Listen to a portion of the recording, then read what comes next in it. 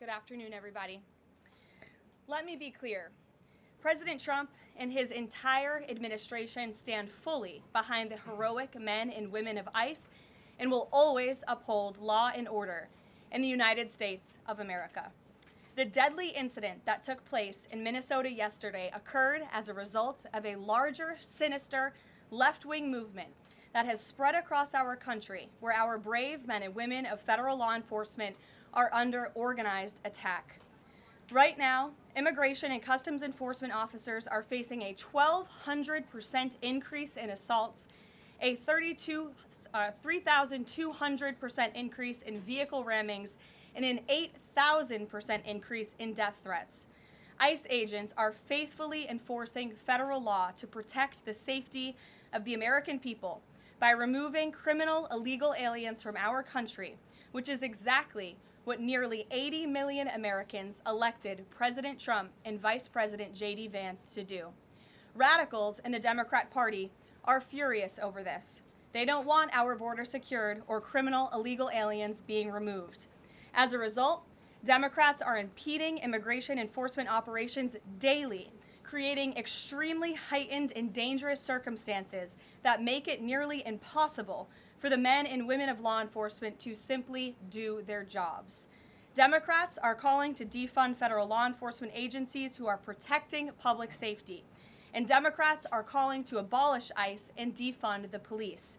That will never be allowed to happen under this president and vice president. The Trump administration will redouble our efforts to get the worst of the worst, criminal illegal alien killers, rapists, and pedophiles off of American streets. The Department of Homeland Security will continue to operate on the ground in Minnesota, not only to remove criminal illegal aliens, but also to continue conducting door-to-door investigations of the rampant fraud that has taken place in the state under the failed and corrupt leadership of Democrat Governor Tim Walz. Taxpayers have been ripped off to the tune of billions of dollars in this one state alone, and that is going to end, and people are going to be held accountable. The Trump administration has activated thousands of federal agents, doubled the number of U.S. attorneys in the DOJ office in Minneapolis, and surged resources to hold fraudsters accountable and demand justice for law-abiding American taxpayers and citizens across our country.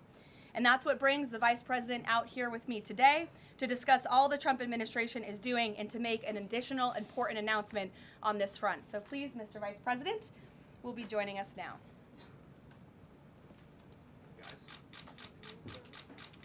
Carolyn? Thank you.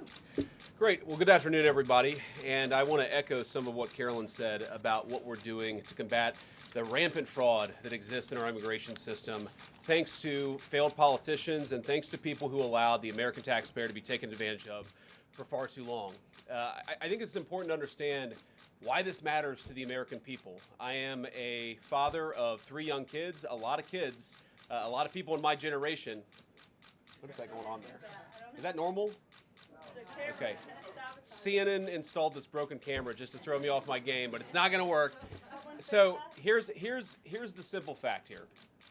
If you're a young parent struggling to afford childcare in the United States of America, there are programs that we have to make it easier for your kids to get in daycare, for your kids to get in preschool. Those programs should go to American citizens, not be defrauded by Somali immigrants and others. Make it hard for you to get the access to the resources you need. But number 2, making it easier for people who shouldn't even be in this country to fleece the United States and our taxpayers to begin with. We have actually activated a major interagency task force to make it possible to get to the heart of this fraud. We have Department of Agriculture resources that are focused on SNAP fraud so that people who need food benefits can get them, but illegal aliens and other fraudsters don't. We have over 1,500 subpoenas that the Department of Justice has issued to get to the heart of the fraud ring. We've done almost 100 indictments, mostly Somali immigrants, but also a few others. And of course, we're looking in with broad investigatory authority to a number of the instances of wrongdoing that we've seen in Minneapolis. But we also want to expand this. We know that the fraud isn't just happening in Minneapolis, it's also happening in states like Ohio. It's happening in states like California. And so what we're doing in order to help coordinate this remarkable interagency effort from the Trump administration, but also to make sure that we prosecute the bad guys and do it as swiftly and efficiently as possible, is we are creating a new Assistant Attorney General position who will have nationwide jurisdiction over the issue of fraud. Now, of course, that person's efforts will start and focus primarily in Minnesota, but it is going to be a nationwide effort because, unfortunately, the American people have been defrauded in a very nationwide way. I want to thank a couple of people for their cooperation, in particular Pam Bondi, our Attorney General, first of all, for getting a lot of resources to Minneapolis to start to investigate and prosecute this fraud, really at an industrial scale. We've never seen fraud like this in the history of our country. Pam has been doing a great job to get the resources there to uncover it, but importantly, creating a job like this often takes months, sometimes even longer. When we realized that we needed this Associate Attorney General position, Pam got this person up and running in about a week. We're going to make the nomination hopefully in the next few days. We'll obviously let you guys know who that is when we do it.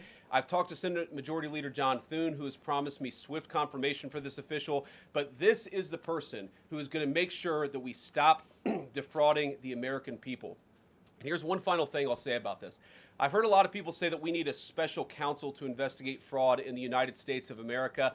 I actually agree, and that's what this position does. It has all the benefits, all the resources, all the authority of a special counsel, but with two crucial differences. Number one, it will be run out of the White House under the supervision of me and the President of the United States. And number two, it's actually constitutionally legitimate. As you guys may know, the special counsel statute has some major constitutional questions. When we get the bad guys, we want to make sure we get them permanently and they don't have some legal technicality they can get out of, which is why we set it up as an Associate Attorney General. I'll take some questions, but I want to make just one final observation here. When I was actually walking out here, somebody sent me a photo of a CNN headline about what happened in Minneapolis. And this is the headline. I'm just going to read it. Outrage after ICE officer kills U.S. citizen in Minneapolis. Well, that's one way to put it, and that is the way that many people in the corporate media have put this attack over the last 24 hours. And I say attack very, very intentionally because this was an attack on federal law enforcement. This was an attack on law and order. This was an attack on the American people. The way that the media, by and large, has reported this story has been an absolute disgrace, and it puts our law enforcement officers at risk every single day. What that headline leaves out is the fact that that very ICE officer nearly had his life ended, dragged by a car 6 months ago, 33 stitches in his leg. So you think maybe he's a little bit sensitive about somebody ramming him with an automobile? What that headline leaves out is that that woman was there to interfere with a legitimate law enforcement operation in the United States of America. What that headline leaves out is that that woman is part of a broader left-wing network to attack, to dox, to assault, and to make it impossible for our ICE officers to do their job. If the media wants to tell the truth, they ought to tell the truth that a group of left-wing radicals have been working tirelessly, sometimes using domestic terror techniques to try to make it impossible for the President of the United States to do what the American people elected him to do, which is enforce our immigration laws. The President stands with ICE. I stand with ICE. We stand with all of our law enforcement officers. And part of that is recognizing that you people in the media, not everybody in this room, but many people in this room have been lying about this attack. She was trying to ram this guy with her car. He shot back. He defended himself. He's already been seriously wounded in law enforcement operations before, and everybody who's been repeating the lie that this is some innocent woman who was out for a drive in Minneapolis when a law enforcement officer shot at her, you should be ashamed of yourselves. Every single one of you. Questions? Thank you, Mr. Vice President. I wanted to read a quote from Tim Walz earlier today. He said, "When things looked bleak, it was Minnesota's first that held the line for the nation on July 3rd, 1863, and I think we may be in that moment now." Can you comment on his rhetoric and Mayor Jacob Frey and whether they want to see unrest in Minneapolis? Well, that's very tough rhetoric from a guy who just quit because his fraudulent activities have been uncovered. Look, Tim Walz is a joke. His entire administration has been a joke. The idea that he's some sort of freedom fighter, he's not. He's a guy who has enabled fraud and maybe, in fact, has participated in fraud. That's what this new Assistant Attorney General position is going to find out. I don't care what Tim Walz says. I care about getting to the bottom of this fraud for the American people, and I care about enforcing the nation's immigration laws. That's what we're going to stay focused on. Vice President. Yeah. Unrelated question here. I mean, Democrats have accused ICE of murder. They've said they're targeting Americans. They've told ICE to get the F out of Minnesota.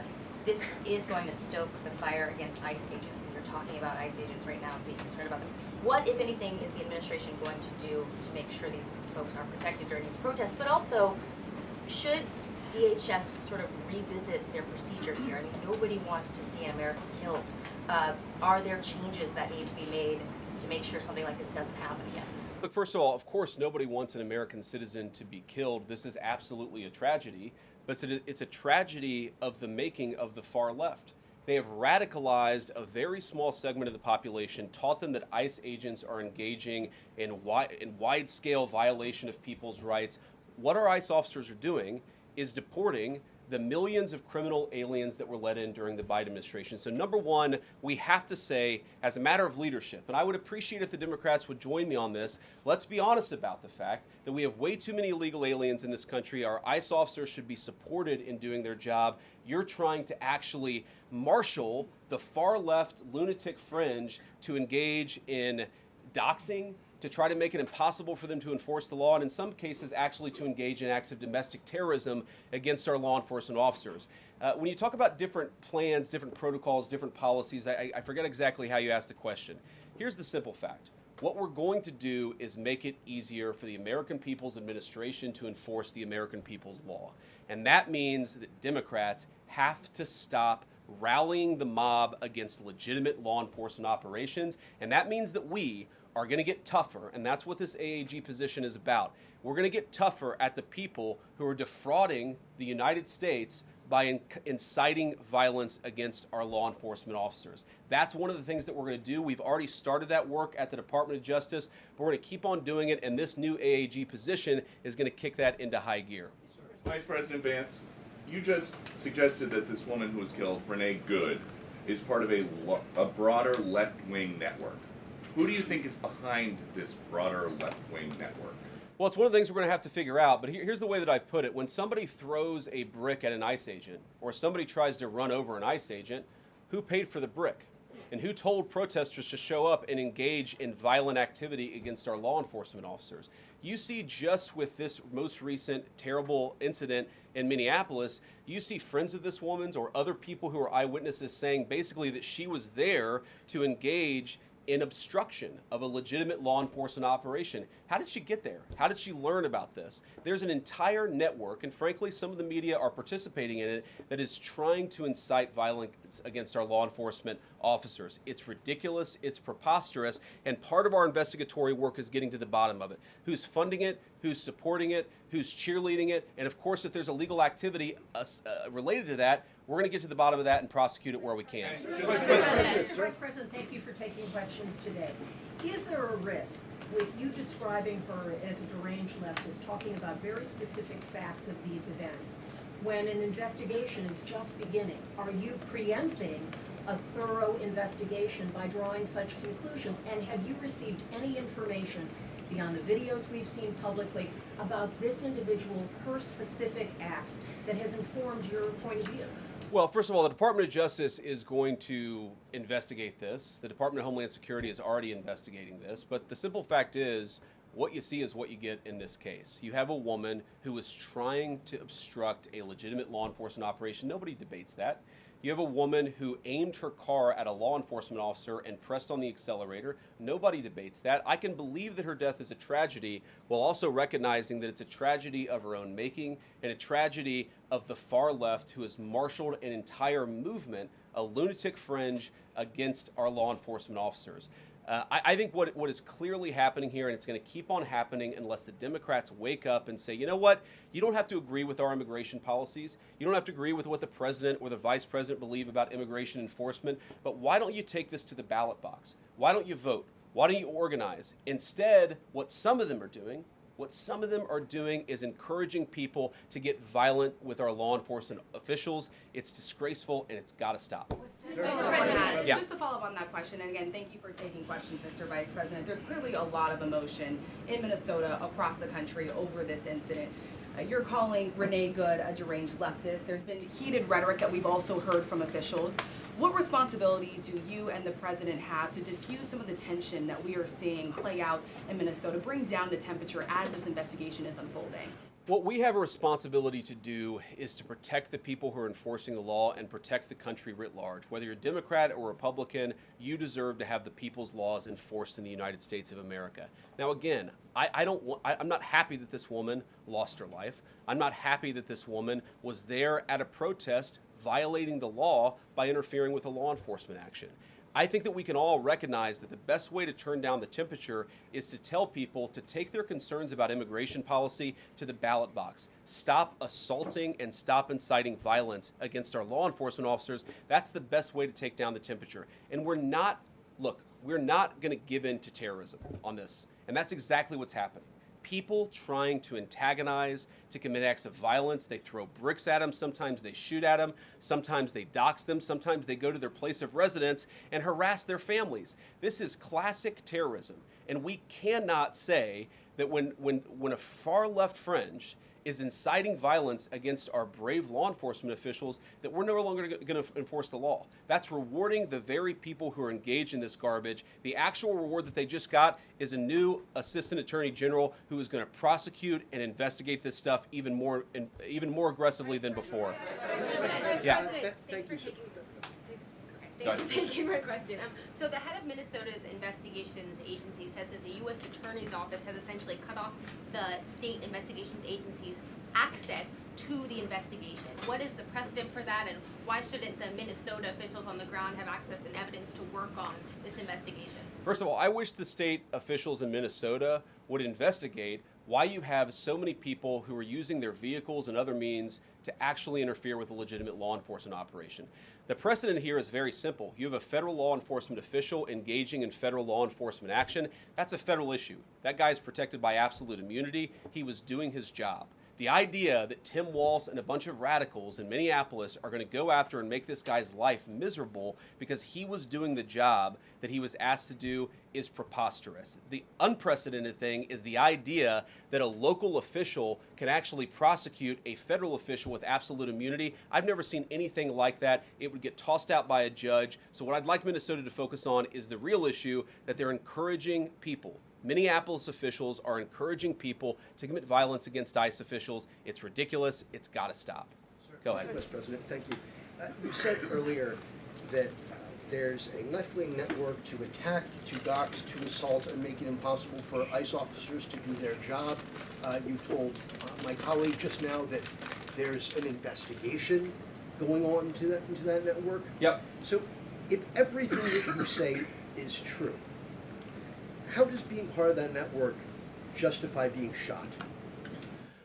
Well, being part of the network doesn't justify being shot, but ramming an ICE officer with your car, that's what justifies being shot. It's not a good thing, by the way, but when you force somebody to engage in self-defense, it's almost a preposterous question. I'm not saying that funding some of this stuff justifies capital punishment. Nobody would suggest that. The reason this woman is dead is because she tried to ram somebody with her car and that guy acted in self-defense. That is why she lost her life, and that is the tragedy. Now, there may be other violations of the law and other penalties that are associated with those violations of the law. For example, if you are funding violence against our law enforcement officers, I'm not a prosecutor. My guess is that's not the sort of thing that earns capital punishment, but it should sure as hell earn you a few years in prison if you're funding the effort to try to assault our law enforcement officers.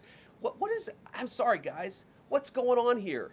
You guys are meant to report the truth. How have you let yourself become agents of propaganda of a radical fringe that's making it harder for us to enforce our laws? You just asked me a question that presumed that the reason why this woman died is because she was engaged in legitimate protest. She tried to run somebody over with her car, and the guy defended himself when that happened. Next question. The investigation is still ongoing. I said next question. Mr. Vice President, I mean, you presumably watched the video yourself. There's not the slightest doubt in your mind, having viewed it, that the victim, you still believe that she deliberately tried to ram him despite seeing this video? Look, I don't know what is in a person's heart or in a person's head, and obviously we're not going to get the chance to ask this woman what was going on. What I am certain of is that she violated the law. What I'm certain of is that that officer had every reason to think that he was under very serious threat for injury or in fact, his life. What I'm certain of is that she accelerated in a way where she ran into the guy.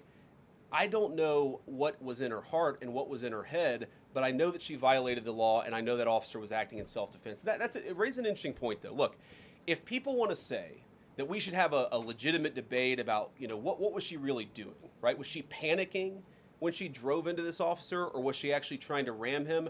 That's a reasonable conversation. What's not reasonable is for so many of you to plaster all over the media that this was an innocent woman and that the ICE agent committed murder, which is what many of you have said explicitly and some of you have said implicitly. That's what I have an objection to. The idea that this was not justified is absurd, and I think everybody knows it in their heart. Yeah. Mr. Vice President, in the green jacket. Taking down the temperature, it seems like political violence is ratcheting up and riots could be around the corner. What steps does the administration have planned to try to unite America? Average people on both political sides are so tired of fighting with each other, and I think all the journalists in this room could agree with me that we don't want to be part of the problem.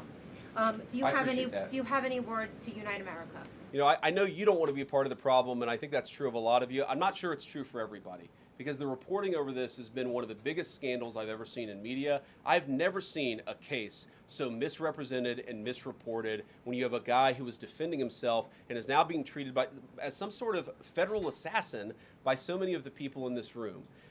First of all, let me say about crime. You mentioned violence. One of the things we're proudest about is that you saw violent crime over the last year drop by 20%. Why is that drop by 20%? Is it because we're attacking our law enforcement officers, or is it because we in the administration are empowering our law enforcement officers to enforce the law? I think that's one of the ways you take down the temperature, is you make people feel more secure and safe in their person and property. That's why we care so much about protecting our law enforcement, because it accrues to the benefit of the entire national community. I think that we can absolutely talk about the ways in which we can lower the temperature by discussing differences in a reasonable and rational way.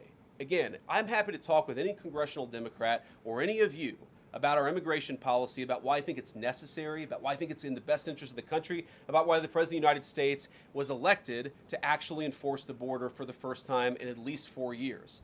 So here's the problem. That's not the debate so many people are having.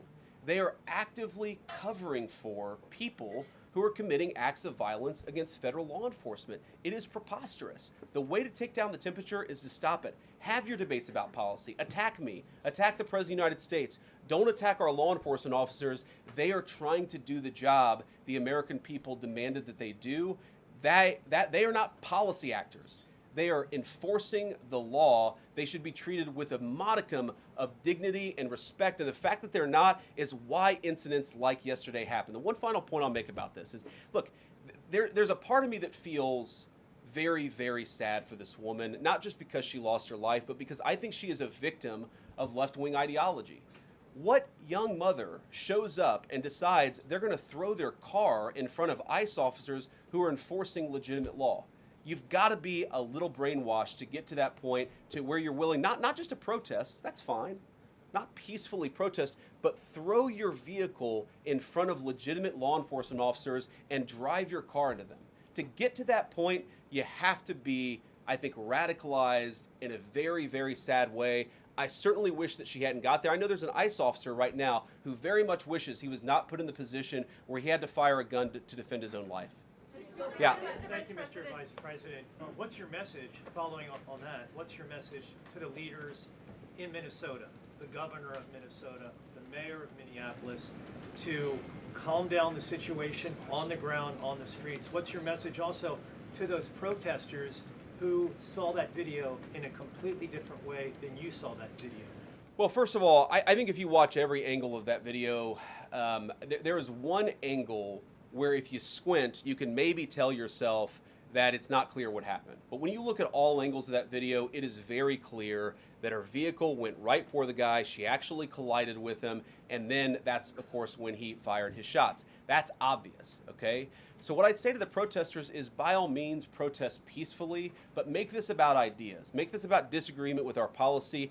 Don't use your protest as a justification or an encouragement for people to go and incite violence and participate in violence against our law enforcement officials. To the people on the ground in Minneapolis, meaning the local officials in Minneapolis from Tim Walz on down, I'd say, look, why can't you just disagree with a given piece of immigration policy without turning law enforcement into the enemy? And think about, for example, a criminal law where a police officer goes and arrests somebody because they violated a criminal law. If you're mad about that, go and protest the politician who passed that law. Don't attack the police officer who's just doing their job. We had a wide open border under Joe Biden. I happen to think it's a good thing the President of the United States has closed it down. If you think that's a bad idea, criticize this administration for a policy decision. Don't attack our people for enforcing the law, because I guarantee you go to ICE, there are black people and white people, there are Democrats and Republicans, they are patriotic Americans who are trying to enforce the law. Attack me, lay off of our ICE agents. Yeah, in the blue, all the way, yeah. Yep, thank you, Mr. Vice President. You've called on Tim Walz to resign. Can you lay out the case as to why he should step down? Well, look, I think Tim Walz should resign because it's very clear either that he knew about the fraud in Minneapolis, he knew about the welfare fraud, or at the very least he looked the other way. I mean, this is not this is not like Lex Luthor, right? This is not movie villain fraud. This is the lowest IQ possible fraud. This is, we're going to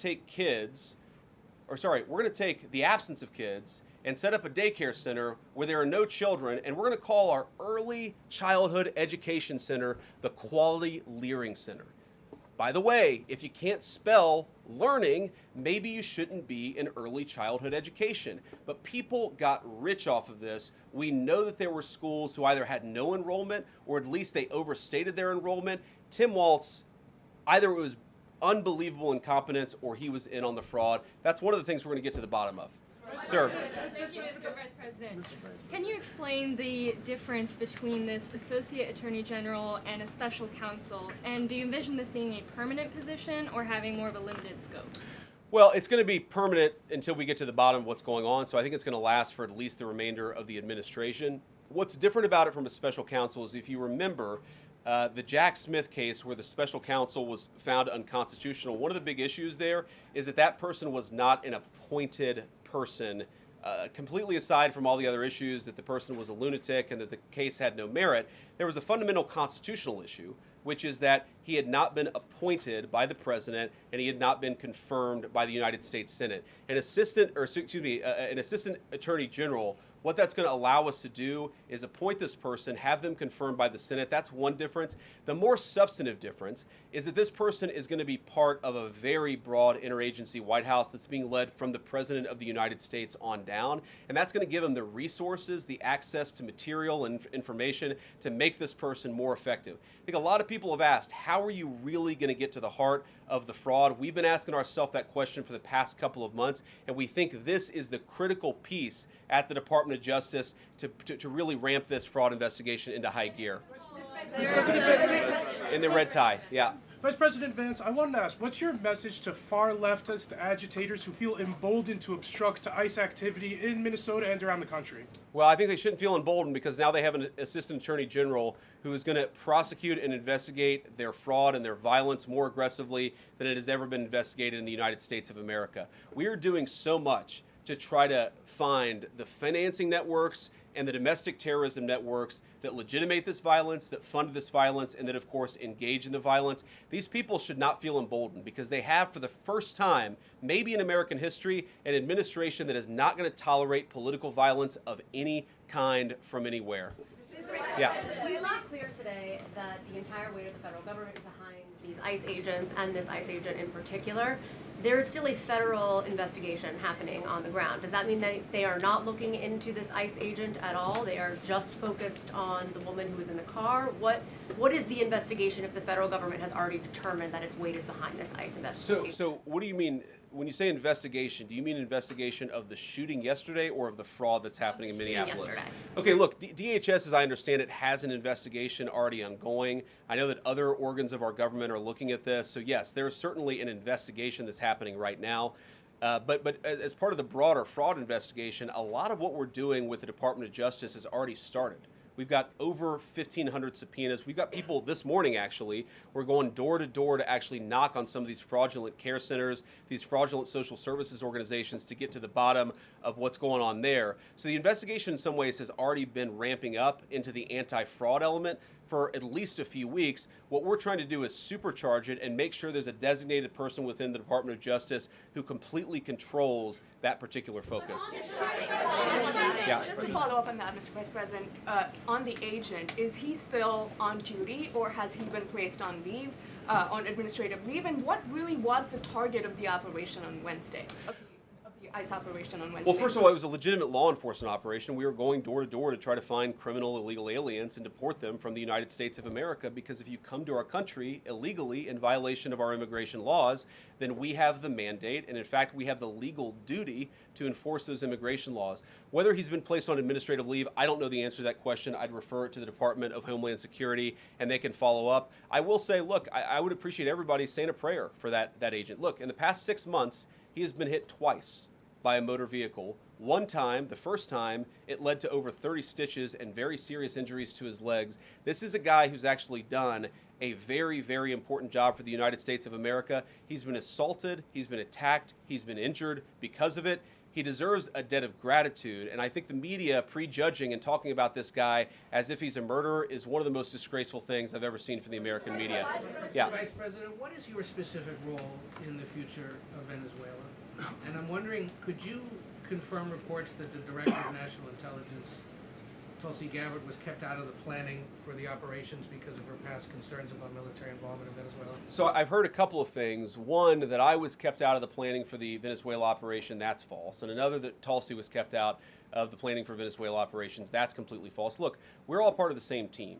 And one of the things that is really amazing about that operation is that we kept it very tight to the senior cabinet level officials and related officials in our government, and we kept this operation secret for a very long time. I'm very proud of that. I think it suggests that the team works very well together. Well, looking ahead, what is my role? Look, my role is going to be whatever the president asks me to do. Well, every other day, I'm chairing the meeting that we do on this among White House principals to talk about next steps to try to ensure that Venezuela is stable, and as the president has directed us to do, to ensure that the new Venezuelan government actually listens to the United States and does what the United States needs it to do under our country's best interest. So I'm going to be as involved as the president wants me to be. So far, that's been very involved, and I'll keep on doing that so long as the president asks me to do it. In the purple.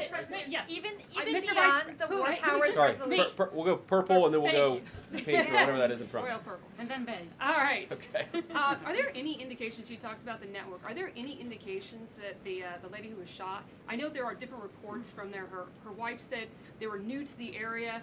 Are there any indications she may have been a paid agitator, and maybe that there are others that were brought to the area, considering everything that's going on in Minneapolis? I wouldn't say that she was paid. I don't have the evidence to say that one way or the other. What I do know is that she was violating the law. And if you just look at the eyewitness accounts, they were saying she was there to prevent the enforcement of the law. She was trying to obstruct a legitimate law enforcement operation. That much is obviously clear. The rest of it, of course, is part of the reason why we investigate this stuff. Yeah. Mr. Vice President, even beyond the war powers resolution today, Congress has bucked President Trump on issues like tariffs. Are you concerned that President Trump is losing his grip on Republicans in the Congress, and what are you going to do about it? No, I'm not concerned at all. First of all, we talked to some of the senators who were going to vote the wrong way, in my view, on this resolution today. Much of their argument was based more on a legal technicality than any disagreement in policy. If you look at the people who actually voted, every single one of them have supported the administration's plan. Second of all, as the president, I believe himself, has already said, every president, Democrat or Republican, believes the War Powers Act is fundamentally a fake and unconstitutional law. It's not going to change anything about how we conduct foreign policy over the next couple of weeks, the next couple of months, and that'll continue to be how we approach things. Go ahead. President. So we are seeing, regarding Iran, we are seeing the protests in Iran these days. The cities are begging for help from the U.S. and Israel, naming streets in the city after President Trump. It seems there is an opportunity here that may not come again. Will the United States stand by the citizens of Iran? And if Israel decides to strike again the nuclear sites in Iran, is the U.S. expected to take part? Well, look, we certainly stand by anybody who's engaged in peaceful protest, anybody who's trying to exert their rights for free association and to have their voices heard. Obviously, the Iranian regime has a lot of problems, and as the President of the United States has said, the smartest thing for them to have done, it was true 2 months ago, it's true today, is for them to actually have a real negotiation with the United States about what we need to see when it comes to their nuclear program. I'll let the President speak to what we're going to do in the future, but we certainly stand with anybody across the world, including the Iranian people who are advocating for their rights. I'll take just a couple more questions. Yeah, go ahead. Thank you very much, Mr. Vice President. Concerning Venezuela, how would you assure the Caribbean region that they will remain a zone of peace? Because some member states in the region are concerned. Well, look, the President had a very productive phone call with the President of Colombia yesterday, and we continue to talk at all levels of government with a number of our friends in the Caribbean region. I actually think this is really good for peace in the Caribbean, because when you take away a major source of illegal cartel revenue, which is the cocaine trade, the fentanyl trade, other sources of illicit revenue, you actually remove the power of one of the main destabilizing forces in Latin America and in the Caribbean. I really do think, look, we say it all the time, this is the President of peace. One of the ways that you establish peace in your own hemisphere is to make it clear that the United States is going to be respected, that the United States is willing to take power away from criminal cartel organizations and give it to legitimate governments. That's how we see the future of the Western Hemisphere, and we think it's going to be much more peaceful than it was certainly under Joe Biden. I'll take one more question. Go ahead. Mr. Vice President, thank you. On Greenland, do you have a message for European leaders? Many in Europe reject the idea that the island could be for sale. Well, first of all, Secretary Rubio, I believe, is meeting with the leaders of Denmark and Greenland next week, I want to say it is, but maybe it's the week after that. We'll continue to deliver some of these messages in private, some of them in public, but I guess my advice to European leaders and anybody else would be to take the President of the United States seriously. What has he said about Greenland? Set to the side the crazy overreactions that I've seen from the press and from certain people in Europe. What has the President said? Number one, Greenland is really important, not just to America's missile defense, but to the world's missile defense. Number two, we know that there are hostile adversaries that have shown a lot of interest in that particular territory, that particular slice of the world. So what we're asking our European friends to do is to take the security of that landmass more seriously, because if they're not, the United States is going to have to do something about it. What that is, I'll leave that to the President as we continue to engage in diplomacy with our European friends and everybody on this particular topic. And again, thank you all for listening. Thanks for taking questions. And I just ask you, look, this is politics, and often Republicans and get in arguments with the press about things, and I understand that. I think it's really irresponsible for you guys to go out there and imply or tell the American people that a guy who defended himself from being rammed by an automobile is guilty of murder. Be a little bit more careful. We're going to talk about toning down the temperature, which I know the President wants to do, and I certainly want to do. One of the ways we tone down the temperature is to have a media that tells the truth. I encourage you all to do that. God bless you. Happy New Year, guys.